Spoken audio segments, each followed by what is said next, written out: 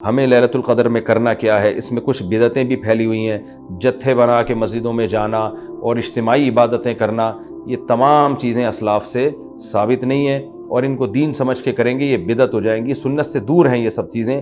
انفرادی عبادت ہونی چاہیے، نماز کا کوئی الگ سے مخصوص طریقہ ثابت نہیں ہے لیلۃ القدر کی رات میں، جو طریقے سے عام آپ نمازیں پڑھ رہے ہیں وہی اسی طریقے سے، یہ نہیں کہ پہلی رکعت میں یہ صورت، دوسری میں یہ صورت، یہ تمام چیزیں لوگوں میں پھیلی ہوئی ہیں، یہ بدعت ہے، ان کا حقیقت سے سنت سے کوئی تعلق نہیں ہے۔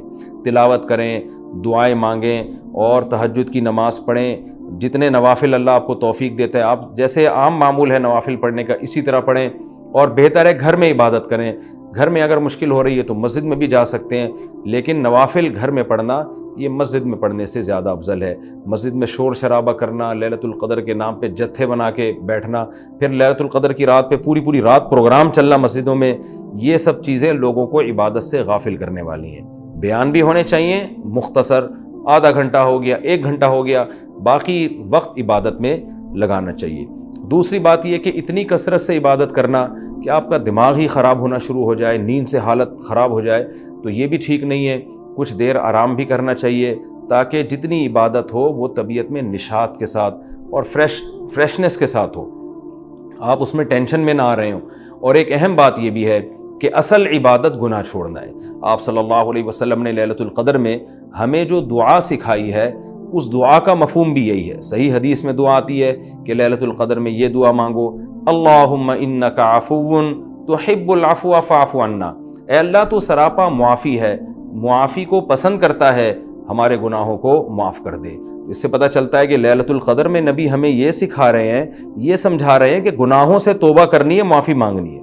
ظاہر ہے جس جرم سے معافی مانگی جاتی ہے تو اسی بیس پہ مانگی جاتی ہے نا کہ آئندہ آپ چھوڑنے کا عہد کر رہے ہو، آپ نے کسی کا دل دکھایا، کسی کو ٹینشن دی، اب آپ اس سے سوری کر رہے ہیں، وہ کہتا ہے ٹھیک ہے آئندہ ٹینشن نہیں دینا، آپ کہتے ہیں دوں گا تو میں آئندہ بھی تمہیں ٹینشن، تو وہ کہے گا پھر یہ تو معافی نہیں، یہ تو معافی کے نام پہ مذاق ہو گیا بھائی۔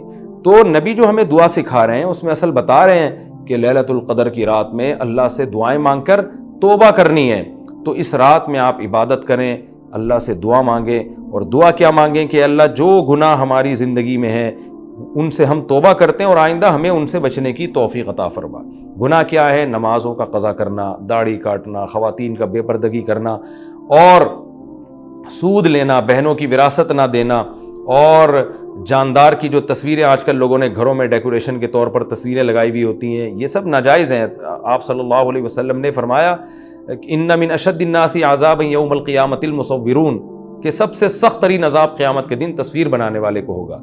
ڈیجیٹل کیمرے کی تصویر میں تو بہت اچھا خاصا علماء کا اختلاف ہے کہ ہماری رائے یہ کہ تصویر میں داخل نہیں ہے، لیکن جو پرنٹڈ تصویر ہوتی ہے اور کسی شرعی عذر کے بغیر ہو، ایک تصویر کسی ضرورت سے ہوتی ہے، بلا وجہ شو بازیوں کے لیے اپنے باپ داداؤں کی تصویریں دیواروں پہ سجانا، یہ فیشن ہمارے یہاں بنتا چلا جا رہا ہے۔ اور جو بت بنے ہوئے ہوتے ہیں تصویر کے نام پہ، وہ بھی اسلام میں حرام ہے۔ تو ان سب چیزوں سے ہمیں لیلۃ القدر میں توبہ کرنی ہے، شراب سے، زنا سے، بدنظری سے، والدین کی نافرمانی سے، رشتہ داری توڑنے سے۔ آپ صلی اللہ علیہ وسلم نے فرمایا جو خونی رشتوں کو توڑتا ہے وہ جنت میں داخل نہیں ہوگا۔ لیلۃ القدر کی رات میں آپ اپنے خونی رشتوں کو منا لیں۔ اس رات میں آپ اگر رشتے کو جوڑیں گے اس کا ثواب کئی گنا زیادہ ملے گا، اس کی برکتیں بہت زیادہ ہوں گی۔ تو اس رات میں صدقہ خیرات بھی کرنا چاہیے، اور ان تمام جرائم سے، نماز چھوڑنے کا گناہ، سود کا گناہ، وراثت کھانے کا گناہ، جو بھی ناپ تول میں کمی کا گناہ، آپ اگر کسی ادارے میں جاب کرتے ہیں، آپ تنخواہ پوری لے رہے ہیں مگر آپ کام میں ڈنڈی مار رہے ہیں، یہ خیانت ہے جس سے قرآن نے روکا ہے۔ یہ بھی ایک جرم ہے، اس جرم سے بھی ہم نے اس رات میں توبہ کرنی ہے۔ اگر کوئی کرایہ دار مالک مکان کے گھر کو امانت کے طور پہ استعمال نہیں کرتا، یہ بھی امانت میں خیانت ہے۔ اور اگر مالک مکان کرایہ دار کو تنگ کرتا ہے یا کرایہ دار مالک مکان کو ٹائم پہ کرایہ نہیں دیتا، یہ بھی جرم ہے جس کو قرآن بیان کرتا ہے امانت میں خیانت۔ تو جہاں بھی دو آدمیوں کا معاملہ ہو رہا ہے اور اس میں آپ ڈنڈی مار رہے ہیں، یہ بہت بڑا جرم ہے۔ قرآن میں اہل جنت کی یہ صفات بیان نہیں کی گئی ہیں۔ تو اخلاق کو اپنے درست کرنا، آپ صلی اللہ علیہ وسلم نے فرمایا منافق کی 3 نشانیاں ہیں، بات کرتا ہے جھوٹ بولتا ہے، امانت دی جائے تو خیانت کرتا ہے، اور جب کسی سے بحث مباحثہ کرتا ہے تو گالم گلوچ پہ آ جاتا ہے۔ آج دیکھیں دفتروں میں کیا حال ہے، بات بات پہ گالیاں، ذرا سا کوئی مسئلہ ہوتا ہے فوش فوش گالیاں نکالنا شروع کر دیتے ہیں۔ تو یہ تمام چیزیں ایسی ہیں جن سے ہمیں اس رات میں توبہ کرنی ہے۔ اللہ تعالیٰ سے دعا ہے کہ لیلۃ القدر کی رات اللہ ہم سب کے لیے خیر اور برکت والی بنائے، اور اس رات میں ہمیں عبادت کی توفیق عطا فرمائے، اور اس رات میں ہمیں گناہوں سے سچی توبہ کی توفیق عطا فرمائے۔